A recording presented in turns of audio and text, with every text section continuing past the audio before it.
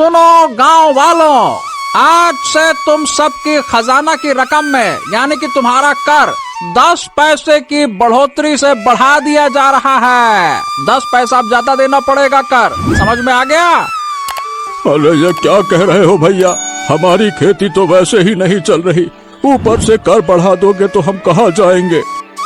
अरे इतना मत बोलो, ये जमींदार बाबू का आदेश है, तुम्हें कर देना ही होगा। अरे हमारी आमदनी भी तो इतनी नहीं है, क्या जमींदार बाबू ये नहीं समझते? जमींदार बाबू के पास इतना सोचने का वक्त नहीं है, खजाना देना है तो देना ही होगा, ज्यादा बोलने से कोई फायदा नहीं। गरीबों पर जुल्म करना अच्छा नहीं है, गांव की हालत देखकर भी अगर जमींदार ऐसे करेंगे तो अच्छी बात नहीं है। कहावत है, अति लालच बुरा होता है, और ये सच है। जाओ जमींदार से कहो हम खजाना बढ़ाने की मांग को नामंजूर करते हैं। जमींदार बाबू एक बार जो कह दें वो पत्थर की लकीर होती है, अब सबको बढ़ा हुआ कर देना ही होगा बस। चलो भाई गांव वालों, खुद जमींदार से मिलते हैं, शायद वो हमारी बात सुन ले। चलो चलो चलो। ओ मुरली, इतनी भीड़ क्यों है रे? क्या हो रहा है यहाँ पे? जमींदार बाबू, गांव वाले खजाना बढ़ाने से नाराज हैं, वो आपसे बात करना चाहते हैं। अरे तो कह दो, कर में कोई कटौती नहीं होगी भैया। हाँ मालिक मैंने कह दिया, लेकिन वो मानने को तैयार नहीं है, वो आपसे सीधे बात करना चाहते हैं। अरे तो मेरी बात भी आखिरी बात है, फालतू में क्या मतलब? कर कम नहीं होगा, समझ गए? तुम सब चले जाओ यहाँ से, बात करने चले आए मुंह उठाकर। कैसे हो अरविंद? बस ठीक हूँ रमेश बाबू, आप कहिए, आप कैसे हैं? बस किसी तरह चल रहा है। अच्छा ये बताइए, बिना वजह तो आप आए नहीं होंगे, अब बताइए कि किस काम से आए हैं आप? अरे दरअसल बात ये है कि मैं तुम्हारे लिए शादी का प्रस्ताव लेकर आया हूँ। तुम्हारी शादी की उम्र हो गई है ना, और मेरे पास एक अच्छी लड़की का पता है।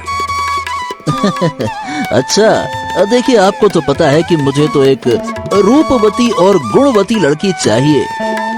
अरे तो भैया, लड़की रूपवती भी है, गुणवती भी है, आहा, लेकिन बस एक ही समस्या है, वो बहुत ही गरीब घर की है। उसके पिता को 2 वक्त की रोटी जुटाने में भी बड़ी दिक्कत होती है। ओहो, तो गरीब होने में कोई दिक्कत थोड़ी ना है, बस गुणवती और सुंदर होनी चाहिए। हाँ तो मुझे तुम्हारी पसंद नापसंद पता है, लेकिन अब भाई तुम्हारे पिताजी जमींदार बाबू, वो तो अपने बेटे के लिए गरीब घर की बहू चुनेंगे क्या? बताओ, ऐसा मुझे लगता नहीं है कि चुनेंगे। अरे भाई, अब मैं आपको क्या कहूँ, शादी मैं कर रहा हूँ कि पिताजी कर रहे हैं? गजब बात करते हैं आप भी। अरे हाँ, वो तो मान लिया, लेकिन जमींदार बाबू बड़े गुस्से वाले इंसान हैं, कहीं खजाने की तरह शादी की उम्र भी तुम्हारी ना बढ़ा दें, कहें कि बेटा रुक जाओ। अच्छा ये सब बातें छोड़िए, अब मुझे उस लड़की के बारे में बताइए। लगता है कि अभी से तुम्हारा मूड अच्छा हो गया, गुणवती रूपवती लड़की को सुन के। है बोलो बोलो। अरे तो अच्छा क्यों ना हो, शादी तो एक ही बार होती है, अब बार बार ये मौका कहाँ मिलता है। हाँ, अच्छा पहले शादी कर लो, फिर खूब मजे लेना, उसके बाद असली मजा समझ में आएगा। अच्छा, मतलब आपकी पत्नी बहुत परेशान करती हैं।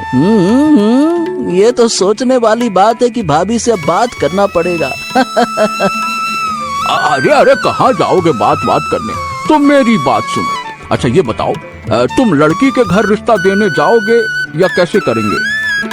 देखिए, मैं पहले लड़की को देखना चाहता हूँ, अगर लड़की सच में सुंदर हुई तो मैं खुद उसके घर रिश्ता देने जाऊंगा, अगर वो सच में रूपवती है तो फिर मुझे कौन रोकेगा, मैं तो रूपवती का दीवाना हो जाऊंगा ना। आहा, अरे शादी से पहले इतने डायलॉग, ठीक है भैया ठीक है।